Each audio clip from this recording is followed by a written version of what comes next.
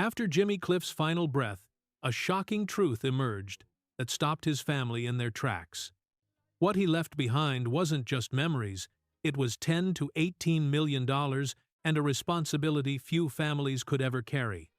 When reggae legend Jimmy Cliff took his final breath on November 24, 2025, he left behind something that made the world stop, and his family break down in tears. It wasn't just grief over losing a music icon. It was the overwhelming weight of a fortune and legacy so massive that his loved ones could barely comprehend what they were now responsible for protecting. Jimmy Cliff died at his home in Kingston, Jamaica, at the age of 81. His wife, Latifah Chambers, confirmed the tragic news on Instagram, writing that her husband had passed away due to a seizure followed by pneumonia. The statement was signed by Latifah and their two children, Lilty and Akin. She wrote, "Jimmy passed away peacefully, surrounded by music and the people he loved." The news sent shockwaves across Jamaica. From Montego Bay to Kingston, loudspeakers played his music non-stop for hours. Thousands of fans played Many Rivers to Cross as a final farewell. His family held a private funeral in Montego Bay, with only close relatives and longtime collaborators present. The Jamaican government announced it would hold a national memorial service, calling Jimmy Cliff a cultural treasure and the voice of the people. Before his death, Jimmy told his family something powerful. "Music is how I live on, not by fame, but by songs that are still sung." These words were later printed on the memorial program and spread worldwide. Many consider them his official last words. But what truly shocked everyone came after his passing. When the details of his estate were revealed, the numbers left his family in tears. Jimmy Cliff's total fortune is estimated between $10 and $18 million. This includes royalties, real estate, and his massive music catalog. For a man who was born into poverty as the eighth of 9 children, this fortune represented a lifetime of dedication, struggle, and triumph. The majority of this wealth lies in his music. Jimmy Cliff recorded more than 30 studio albums and hundreds of songs throughout his 6-decade career. What made him truly special among Jamaican artists was that he owned his entire recording catalog. He established his own company based in Kingston, where he archived all master copies of his songs and copyright documents. Financial experts confirmed he was a rare Jamaican artist who retained complete ownership of his recordings. After his death, the company was handed over to his wife, Latifah Chambers, who had been his collaborator and financial advisor for many years.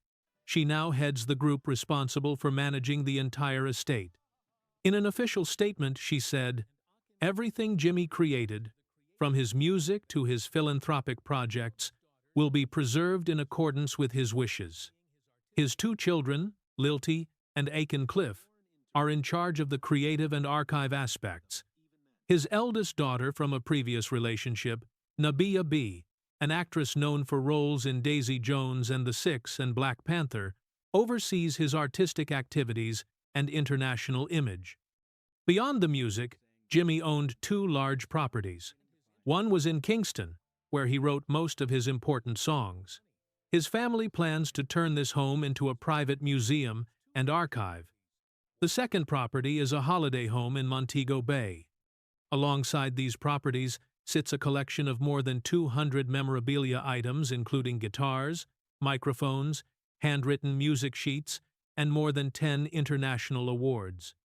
The family has kept everything intact. The revenue from The Harder They Come remains a significant part of the stable income.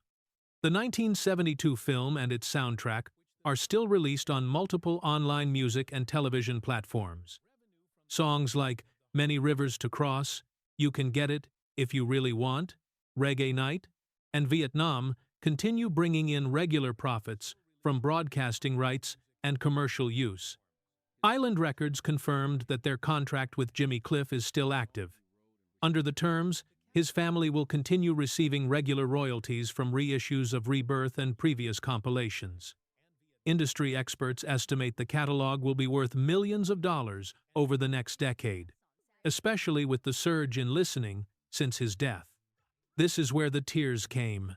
The family wasn't just crying from loss, they were overwhelmed by the responsibility, preserving 60 years of work, managing millions of dollars in assets, converting homes into museums, maintaining copyright control, ensuring Jimmy's humanitarian message stays alive. Latifah stressed that their goal is to keep the Jamaican spirit in every Jimmy song and ensure the copyrights never leave Jamaica. The Jamaican Ministry of Culture is working with the family to place his entire music archive in the National Archive. Officials say it will be the largest private reggae collection ever digitized. More than 500 recordings, thousands of images, and related documents are being inventoried. The plan is expected to be completed within 12 months. To understand why this fortune matters so much, you need to know where Jimmy came from. He was born James Chambers on July 30, 1944, during a hurricane in the village of Somerton in Street, James Parish, Jamaica. His father was a tailor. His mother ran a small business. The family lived in poverty, but they had faith and a strong work ethic. Jimmy's childhood was tied to church music. He sang in the choir and learned that music could make people forget everything around them. At age 14, he moved to Kingston with his father, determined to make it in music.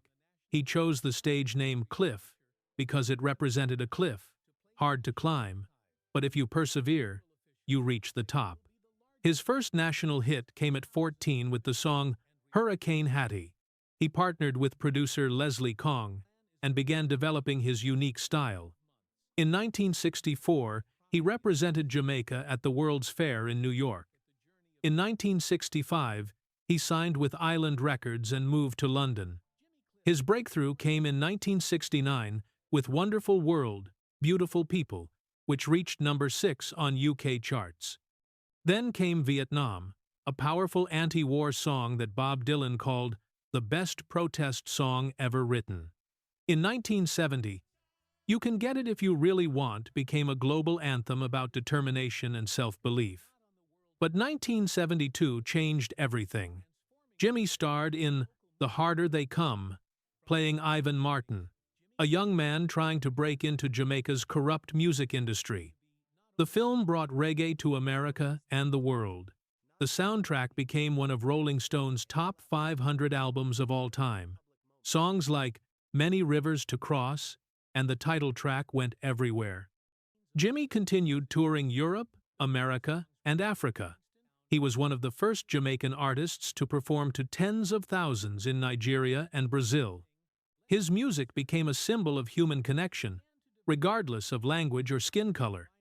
In 1984, he won his first Grammy for Cliffhanger.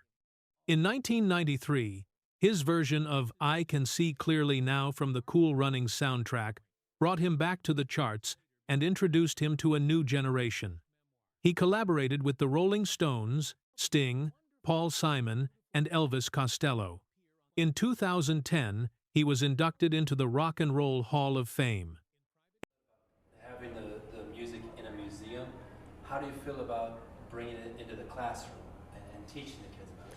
Oh, absolutely, bringing it into the classroom because, music is that element of the humanity that transcends barriers. So to bring that into the classroom would be a great idea.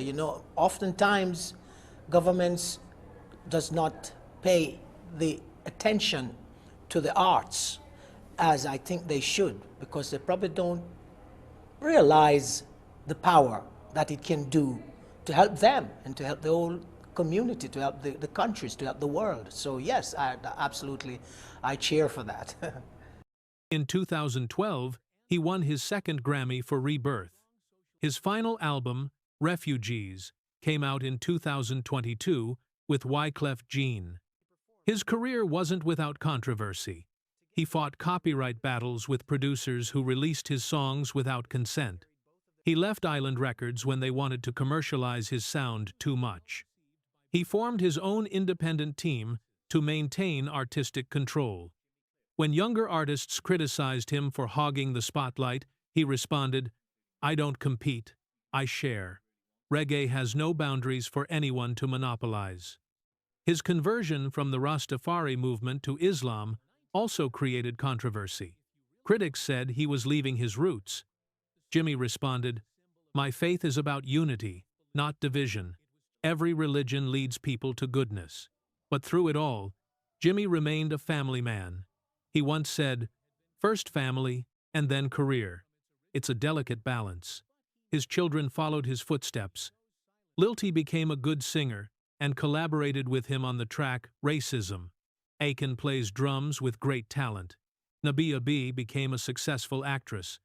In 2020, Lilty and Aiken wrote him a birthday message.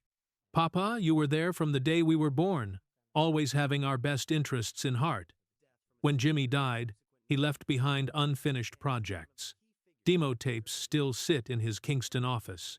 Handwritten sheet music remains on his desk.